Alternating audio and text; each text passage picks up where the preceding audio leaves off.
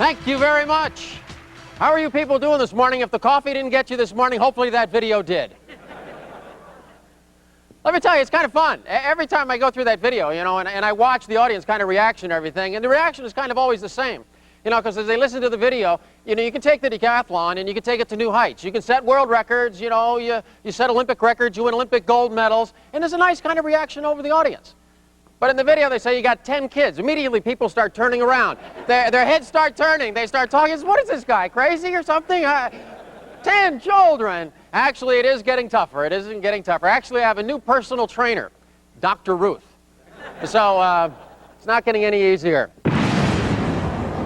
I firmly believe that all of us, every person on this earth, has a champion that lives down deep inside of him, that can come up with tremendous things to overcome tremendous obstacles, whether in the business world or in the personal life. Why do I believe that? I believe it because I've seen it in my life.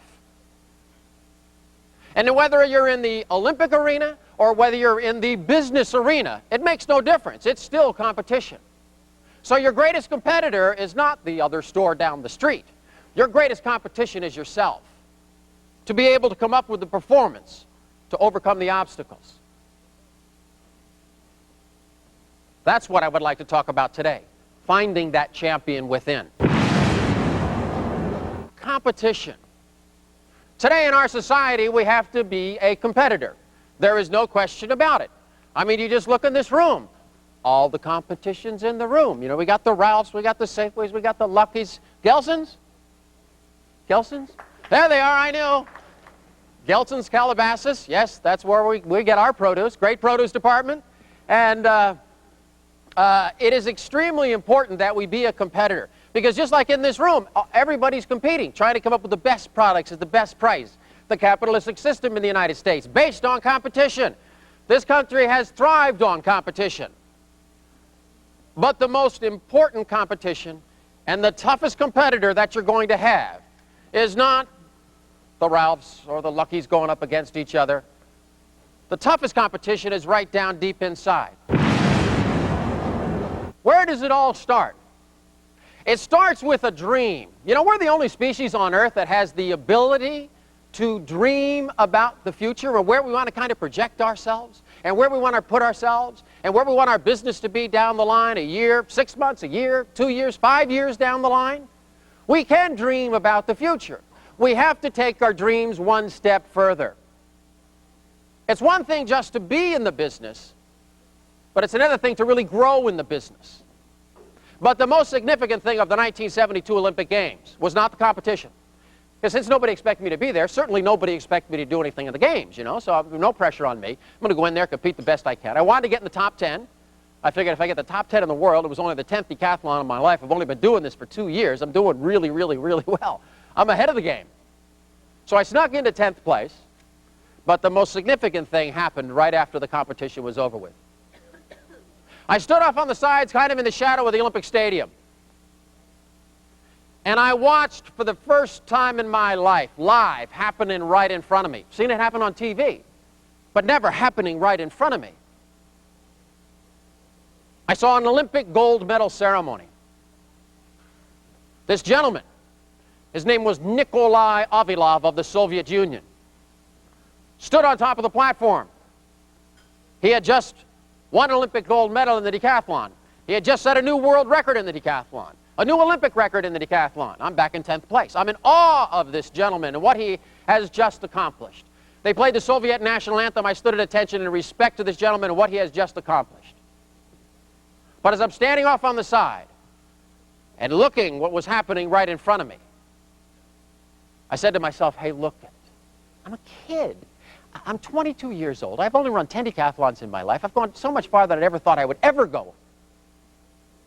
What if I take the next 4 years of my life and every minute of every day I do whatever I can do just to test myself to see how good I can become?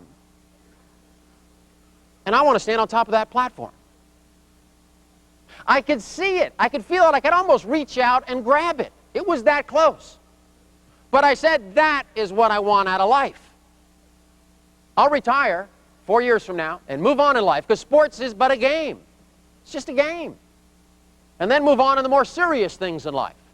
But for the next 4 years of my life, every minute of every day, I want to test myself to see how good I can become.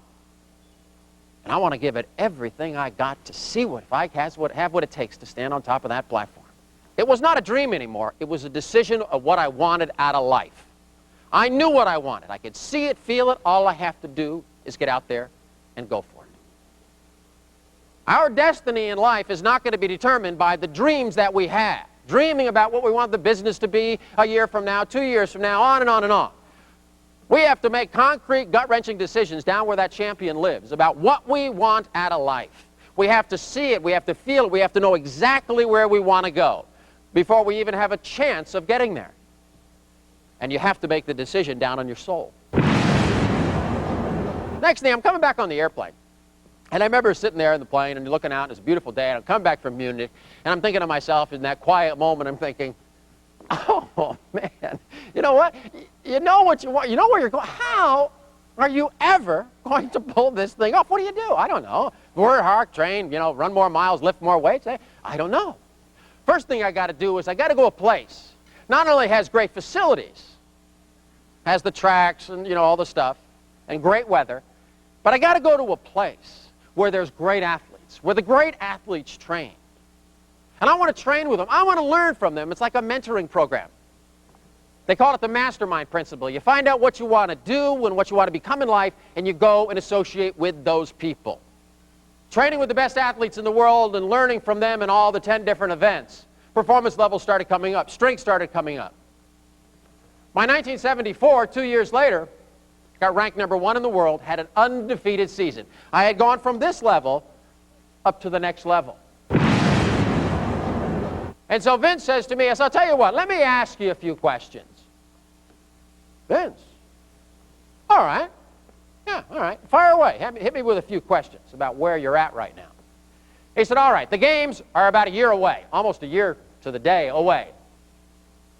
He goes, do you want to win the games? Oh, do you want to improve your business? Of course you want to improve your business. Do I want to win the games? Hey, Vince, it's you and me. We're out here 6 to 8 hours a day, every day, working on it, putting the miles in, running, lifting the weight, putting in the technical work. Of course I want to win the games. Do you want to improve your business? Of course you want to improve your business. He said, I'll tell you what. Let me rephrase the question. And you know what? It was such a simple, simple little question. But when it went into my head, nothing came out.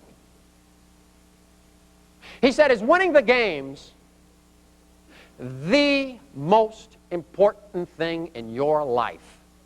To win the games.